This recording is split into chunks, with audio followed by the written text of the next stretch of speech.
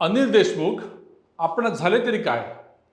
तुम्ही माझ्या नागपूरचेच म्हणून जरा काळजी वाटते. 2019 पूर्वीचा काळ आठवा जरा. तुम्हाला खरे तर भाजपात जायचे होते, ते जमले नाही.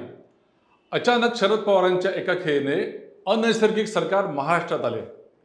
खाते लाटण्यासाठी धडपड सुरू असताना पवार साहेबांना गृहमंत्री म्हणून कोणी सापडेना. सुदूर काटोलमधील तुम्हाला अचानक लॉटरी लागली. खरे तर पवार साहेबांना असा गृहमंत्री पाहिजे होता जो ऑफिसर ऑन स्पेशल ड्युटी असेल. तुम्ही अलगद जाळ्यात अडकला. काम जोखमीचे होते हे तुम्हाला कसे कळले नाही? कारण तत्पूर्वी 5 वर्षे असा गृहमंत्री महाराष्ट्राने पाहिले ज्यात पोलीस अधिकारी यांच्या नियुक्त्या बदल्या पूर्णतः पारदर्शी अशा होत्या. तुम्ही गृहमंत्री झाल्या झाल्या आपण तत्कालीन मुंबई पोलीस आयुक्त परमवीर सिंग यांना 100 कोटींची खंडणीचे टार्गेट दिले.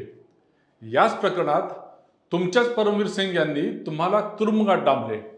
तुम्ही विसरलात, तुम्ही अजून निर्दोष नाही, बेलवर आहात. हे कमी म्हणून की काय, तुमच्याच वझेंनी तेच आरोप तुमच्यावर केले.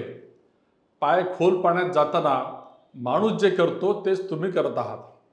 तुम्हाला देवेंद्र फडणवीसच आठवले? आता तर आपण सर्वच गमावण्याच्या मार्गावर निघाला.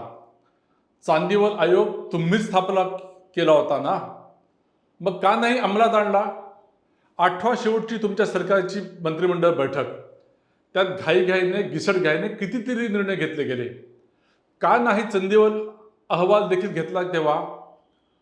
तो जनतेसमोर यायच्या आधीच तुम्ही कसे त्याचे निवडक भाग लीक केले? दाल में सब कुछ काला है अनिल बाबू.